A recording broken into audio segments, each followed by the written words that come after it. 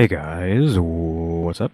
We're back with some more reactions after dark, and we are of course going to be watching the club that helps people exit the world that she joined or she murdered, the Yuri Kako case. Obviously, this is by Dark Asia with Megan, and we just cannot get away from these really long titles. Uh, but I was able to get it to fit up there on top. So yeah, obviously last time we had watched the Chinaverse video about influencers who quote unquote sold their soul for China. That one was pretty alright, right? I think I said a lot of stuff in that video that I don't know if it's gonna go too well. I mean, the video seemed to be fine, so I don't think anybody cared. Uh, though, if you were paying attention during that day, I kept making posts about how long that video was taking to upload because my internet was just like abysmal. It was like basically running at like dial-up speeds. Uh, I don't know what was going on, so it took 14 and a half hours to upload yesterday's video, which is just nonsense.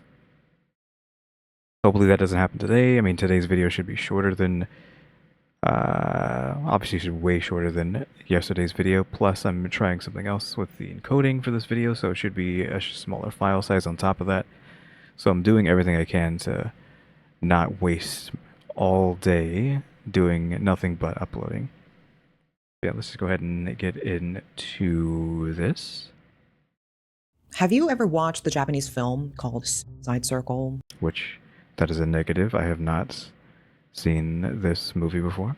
Directed by the provocative and brilliant Sion Sono, it paints a disturbing picture of a dystopian Japan, where waves of people begin taking their own lives in bizarre and coordinated ways.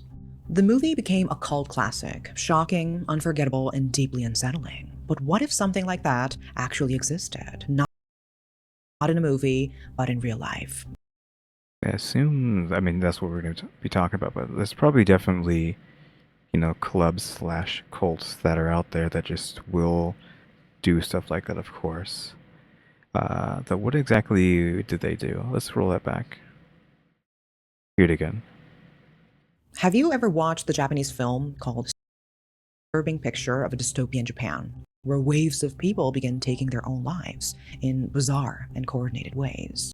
Like I said, I'm assuming it's a lot of people, not like well, I mean, the Kool-Aid didn't say it was a lot of people, but I mean, like, thousands of people are doing this, is what I'm assuming that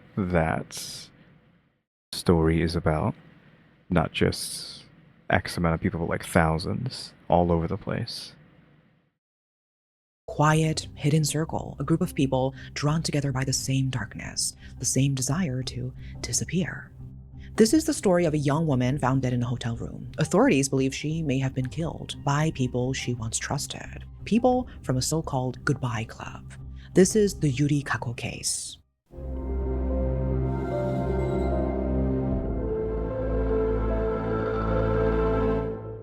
I'm just letting that go because I'm pretty sure that's like loud enough to just mask my voice, so I'm just not even going to talk over that. Though, if you haven't noticed by now, I have increased the speed of this video by 0.25, so we are running on a 125 speed. Dark Asia usually talks really slow, so I think it's actually perfect. It's perfectly fine for her, but like, I think for someone like Rotten, or not Rotten Mango, Stephanie, it's like speeding her up already is too fast because she already talks really fast and loud. So I think you don't really want to do that, but I think we can do that here. Just again, this is all just to help with the upload, see if it makes a difference. So the video ends up being shorter, so it takes less amount of time to upload. It was December 6, 2022. A 20-year-old university student named Yuri Kako was discovered lifeless inside her hotel room in Nagoya. Her head was covered with a plastic bag, secured tightly around her neck with layers of tape. Illustration of Yuri's body found. Well, is this illustration or is this like a 3D model slash an actual doll? She couldn't have breathed. Panicked, the staff called emergency services at 12:25 p.m. When medics arrived, there was nothing they could do. Yuri was gone. There were no visible injuries, no signs of a struggle, nothing under her nails. It looked as if she had simply drifted off and never woke up. But something wasn't right. An autopsy revealed that she died of asphyxiation caused by the bag and tape. Of course, I mean, there's a plastic bag on her head that is going to cause you to die, which, of course, hopefully everybody out there knows not to put plastic bags over your heads. Hopefully your parents told you that. My parents made sure to constantly make me aware of not putting plastic over my head. So hopefully everyone is still doing that. If you got kids, make sure they don't put plastic on their heads. So, what really happened to her? Was it murder, or did she do this to herself? So, before we dive into the events surrounding her death, let's ask the first question. Who was Yuri Kakko? She was born and raised in Tokai City, a quiet girl with a soft voice and an easy smile. Her teachers described her as serious, thoughtful, and always eager to learn. She wasn't the kind to go to parties. Instead, you would find her curled up in a library corner, reading quietly. Her dream was to become a pharmacist, to help people stay alive, stay well, and keep going, no matter how hard life got. Are you saying that she had a goal, she had a dream to fulfill, and thus there's no way she would do this or join this club, and it's just they did it to her? That was what she wanted, to heal. She had just enrolled in the Faculty of Pharmacy at a university in Nagoya, a bright future ahead of her. Yuri was a top student. Still, she pushed herself. She gave up holidays to study and took on a part-time role doing practical training at a hospital. She even earned a place in a selective advanced lecture, one known to be so challenging that only top-ranking students were invited to attend.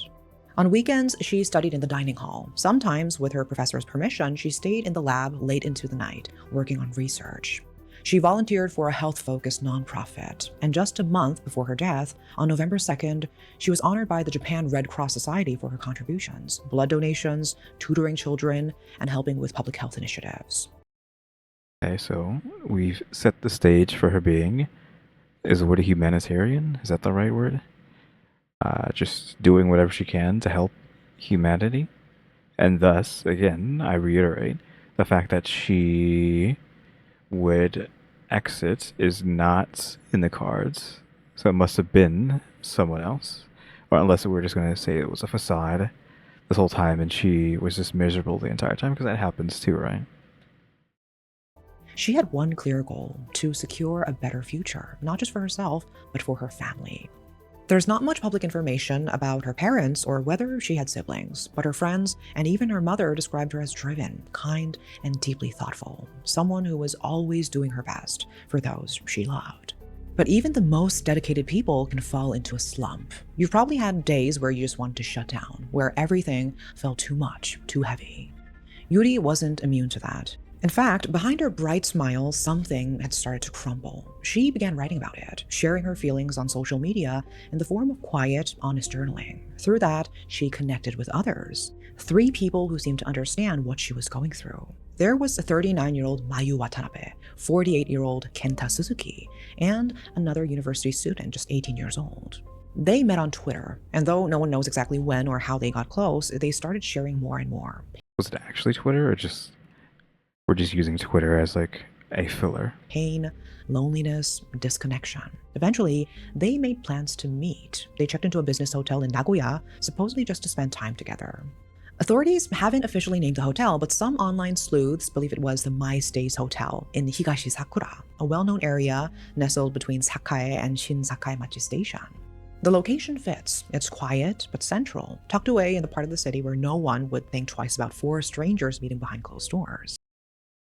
So assuming like this club, this exit club would have been like big. I was thinking like a lot of people are in this club and then that they all come together to exit people. But I wasn't expecting it to just be like 4 random people who met up and then made their own club and then that's what happened. December 5th, 2022. It was a regular Monday. Yuri had just finished a lecture and later met up with 3 people she'd grown close to online. They checked into a business hotel in Nagoya and booked 2 rooms for a one-night stay. No one could have predicted it would be the last night of Yuri's life. The next day, checkout time came and went, and there was no sign of Yuri. Her 3 companions were nowhere to be found either. At around 12:15 p.m., a hotel staff member knocked on her door. No answer. When they entered, they were met with a chilling sight. So as mentioned before, Yuri was lying on her back. She was fully clothed, her head wrapped tightly in a plastic bag. Yeah, because like you see that, and we have like these three dudes. They come over, they exit her, and then they leave, but they don't assault her. I'm assuming they don't take her money because they said there was nothing wrong with her body. So they just were like, okay, we're going to put a bag over your head, zip tie it, and then uh, that's it. You're gonna leave. But she didn't struggle, so did they find any drugs in her system, or did she get hit with some kind of a drug that just easily leaves the system quickly, so you can't actually trace it, or was it literally just, yeah, I want to go. I'm working too hard. I'm tired of working. Just do it for me. And then they just did it and left. Or maybe these three are just like psychopaths, or one of them's a psychopath, and I don't know. I don't know where to even like start with this one. Since we have three people who committed it at varying ages, and it just seems to be so clean, and like nobody really cares about it. But is it okay for them to just leave her there? Like, oh yeah, we did it. Okay, let's just leave her here and get out of here. I don't know. No blood, no injuries, just silence and a few scattered pills near the bed. Investigators would later confirm the pills included over-the-counter medication and sleep aids, although perhaps to sedate someone completely. Yeah, that's what I was assuming. So we do have drugs, but are they going to find them in her system? So they sedated her to the point of not being able to fight back, and then bagged. This meant someone could have done this while she was unconscious. The three people she had checked in with instantly became persons of interest. Police launched an urgent manhunt and moved to detain them. So who were these three people, and why had they agreed to meet? Are we going to know, or were they never found? What really happened that night? The first was Kenta Suzuki, Okay, so we know who they are. Is this the youngest one? a 48-year-old Okay, no, man this from is the Anjo. older one. Just those genes, I guess, because he looks pretty young, but it's just most of his face is obscured. He just had like a 5 o'clock, I think, so not necessarily that young looking.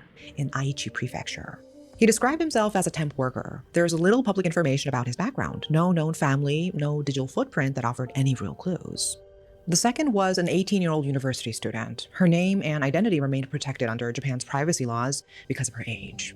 Okay, so it was a woman. I didn't know if the 18-year-old was going to be a man or a woman, because you know those two were dudes, but I was expecting all three of them to be dudes, but like, why did the woman want to do this? She, like the others, had connected with Yuri online through shared emotional struggles.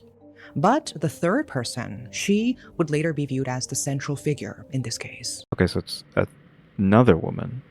So there's two, I thought it was like two guys, or up to three guys, but no, it was two women, two men, because that's counting Yuri.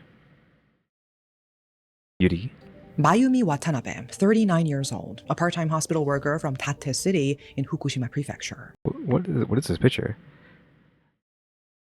I'm guessing this is all we got, but like, what if, I'm guessing this is the face, but what are we getting out of that? And then maybe that this is like a face mask there. I don't know, but like, what is this? Is this the best they could do? You can't really make out any features, because like, sure, like that, and then like that could be part of a mask. I don't know what's in front of her right here. Also, it's like, as usual, it's hard to draw with this thing. We're gonna argue like maybe this is the hair. We just count that as a hair, and then there and there. Like, I don't know. So you start to see it form some face, right? Then maybe like the eye can be there, and here. Like we've gotten something out of this at the end. But like, what are we supposed to make out of that? Like, what?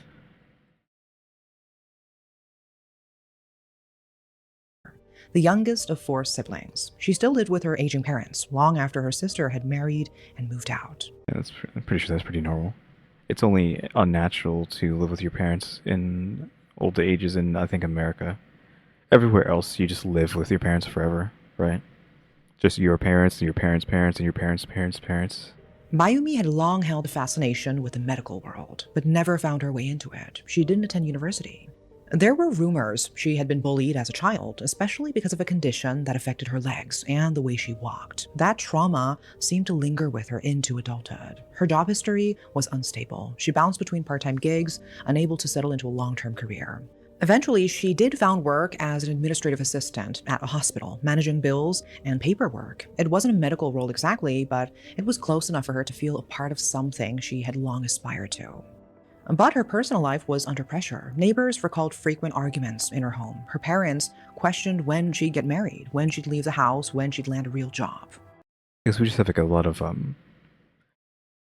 privacy stuff here. Because now we see their house. This apparently is their house, but of course we're not going to be able to see it for privacy reasons. Though might as well not even show it then, right?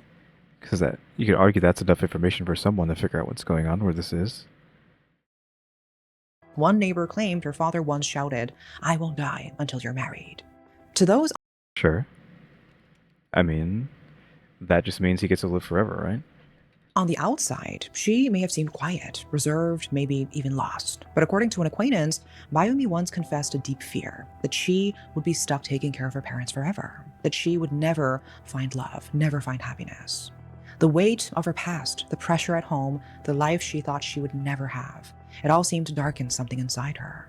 And somehow, in the midst of all that darkness, she met Yuri, and the story we know ends here, with Yuri's body left behind in a quiet hotel room.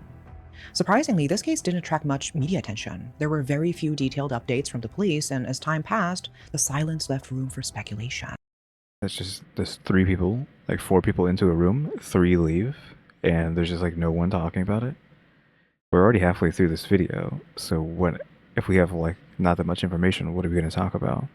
Just speculation? Online forums and social media began filling in the blanks. Netizens pieced together theories, some based on loose facts, others fueled by fragments of rumors. One theory was centered around substance use. Okay. Investigators had found scattered pills near Yuri's bed. What kind of, are we just saying the sleep aids? Is that it? Later identified as sleep aids and unspecified medications. Okay, sure. Yeah, we already understood that. She got sedated. Unless we're going to say, could she sedate herself, quickly put a bag over her head, tape it, and then just exit like that? Like, I don't know. This one is just, because we have no information. You can only just make up scenarios, right? Outside of just them doing it to her. Reports suggested that Kenta Suzuki and the unnamed 18-year-old student were under the influence at the time. Some believe they were so far gone they couldn't have fully understood what was happening that night. Okay, are you just making that up? Like, under the influence of what? Exactly. Another theory was darker and more controversial. Some speculated that the group might have engaged in inappropriate activities inside the hotel room. But they said there was no scuffle.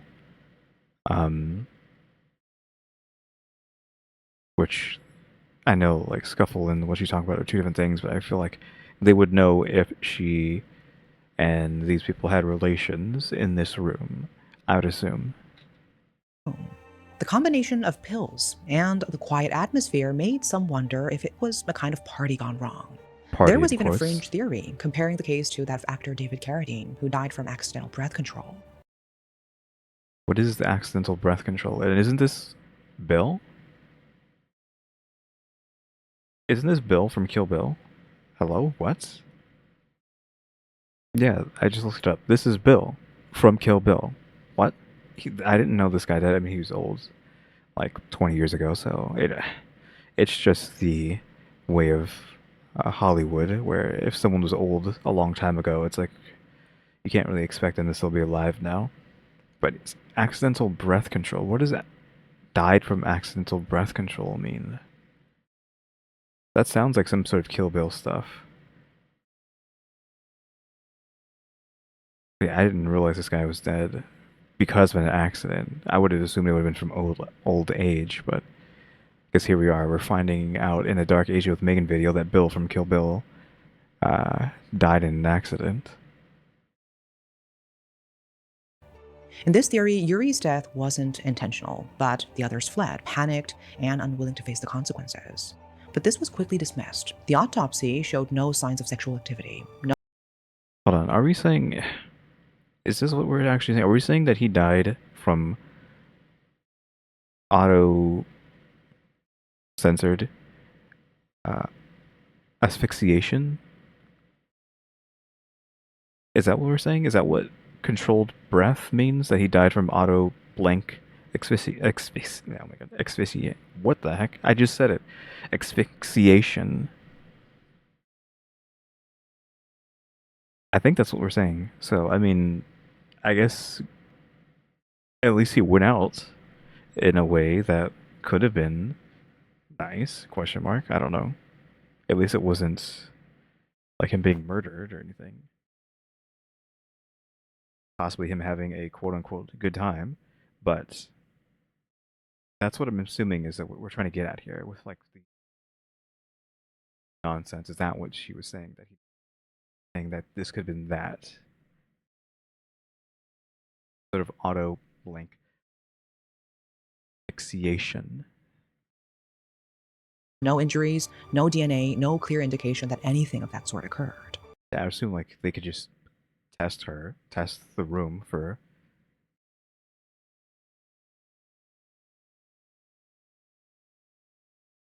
So it was all speculation, nothing concrete. But one theory lingered in people's minds more than any other: the idea of a goodbye pact. A quiet, desperate plan shared among four individuals who felt they had nothing left to hold on to. In Japan, there's a name for this. Online communities sometimes form among those battling emotional and mental pain. Some call them goodbye circles. I won't use the actual term here because YouTube doesn't like it. These groups begin as spaces of shared sorrow, offering understanding and comfort, but sometimes they end in tragedy. One of the most infamous cases was Takahiro Shiraishi. Into this guy's face. Wait, is this the guy who um we've watched this guy before? Was it from her or was it Rotten Mango video?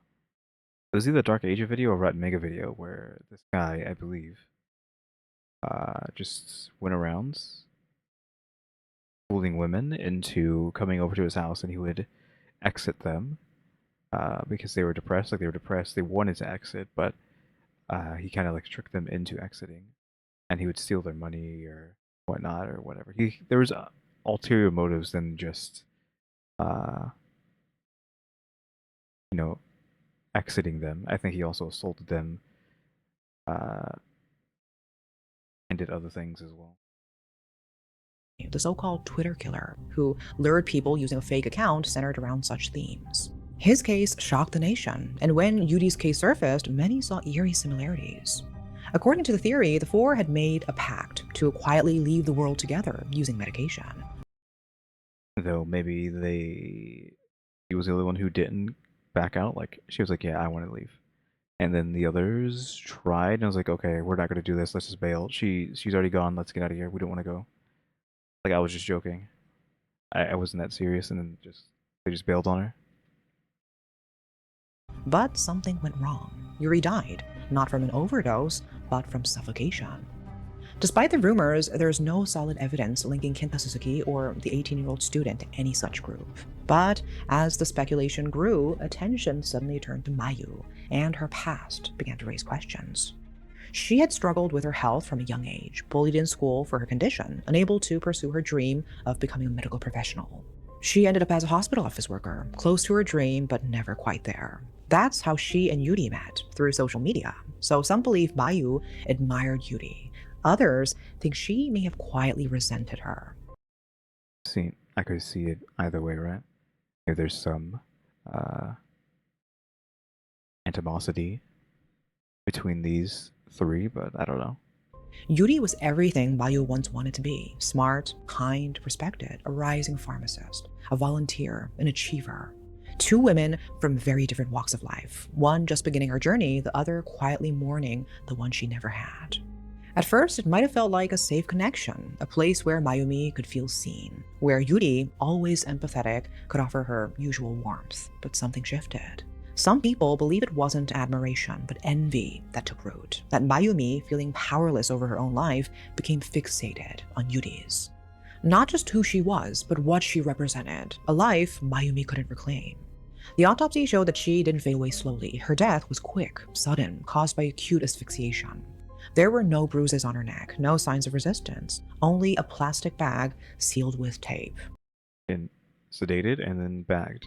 This led many to suspect that Mayu Watanabe, the third companion, acted alone, that she sedated Yuri and waited for her to fall asleep. And Is that just speculation? I mean, obviously that's just speculation. Do we have no clue what happens in this case? Is it literally just, yeah, we found this girl, she died, we're not going to tell the public what happens? then, in a calculated moment, suffocated her. What made this theory more compelling was Mayu's sudden disappearance after the case became public. A neighbor later recalled seeing unfamiliar people outside Mayu's house. One of them reportedly asked where she was, but nothing more came of that encounter. Still, no solid evidence was ever presented. Argue that that was one of the other two people that were part of this pact. They're probably trying to figure out like what's going on after what happens. It remained just a theory.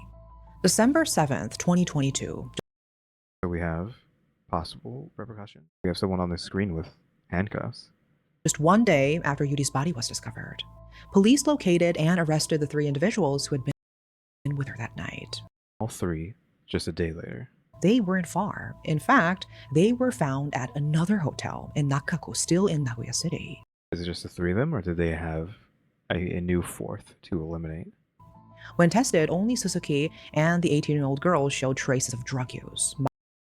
So Mayu tested negative. they were sedated, and Mayu's the oldest, right? Is he like preying on these other three then? I mean, we are all trying to point the finger at Mayu, but knows like what's the actual thing they're gonna go with in court. According to court records, the 18-year-old girl who was with Yuri that night later told the judge something that changed how people saw the case. She said it wasn't her idea. She claimed that the older man, 48-year-old Kenta Suzuki, Kento's the oldest. told her that Yuri wanted to disappear and that helping her was the right thing to do. He had convinced her that ending Yuri's life was fulfilling Yuri's own wish. Okay, so we're saying, like the group is saying that she wanted to go, and this guy make it up that she wanted to go, or did he, or we're just gonna just assume that the guy is bad because he's a guy? And so now we're throwing him under the bus, which, sure. Not like I wouldn't have assumed the same thing. But yeah, did he just make this up just to be able to kill someone and then have an alibi and say it was them? Like, what is he going to say to that? She was young, influenced, statement? convinced that what she was doing was what Yuri asked for. The judge believed that she didn't act alone and that she wasn't in full control of her choices. The girl, being underage, was first sent to the Nagoya Family Court and later transferred to Tottori Family Court.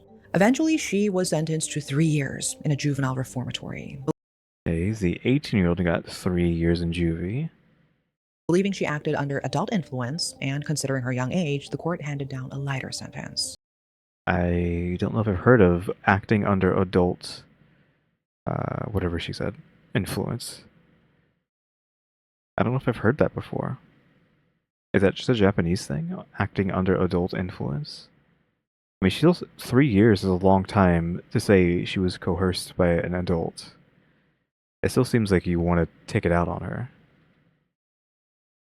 But what about Suzuki? And what about Mayu? Despite the arrest of Suzuki and Watanabe, no formal charges or trial outcomes were ever made public. This has led many to believe that neither Suzuki nor Watanabe were formally charged, or which doesn't make sense, because how does a child get 3 years in juvie for adult influence? Who was the adult influence who got her the 3 years in juvie? Hello? We're trying to say Yuri was the one who was the adult influence? Doesn't make sense because she said the man was the one who influenced her to do this. So like we're getting to the Manson levels of things, right? Because is that how Manson worked? He made other people do bad things, and he went to jail. So if we're saying man made her do bad thing, he should go to jail too, right? if they were, or possibly both of these two made her do something bad, they should go to jail. their cases may have been dismissed, quietly settled, or sealed from public access. In Japan, it's not uncommon for sensitive or ambiguous cases, especially those involving mental health or unclear criminal responsibility, to be resolved without media disclosure. But in this case, the silence was deafening. Despite strong public interest, the authorities never clarified whether Yuri's death was ruled a homicide, a coerced act, or something else entirely. And with no official statements, no court documents, and no follow-up press coverage, the public was left in the dark. Like maybe they went to jail, we just don't know, who knows? For many, this absence of transparency has felt like a betrayal of the truth, of the public's right to know, and most of all, of Yuri herself.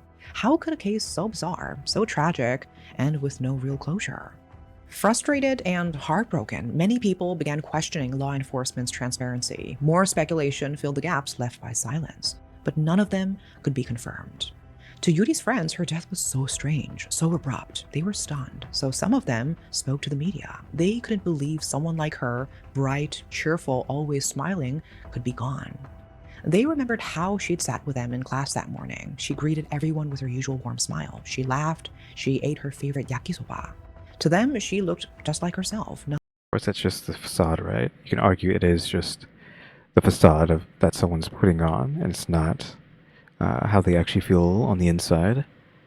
But still, I don't know. Nothing seemed off. No one could have predicted what would come just hours later.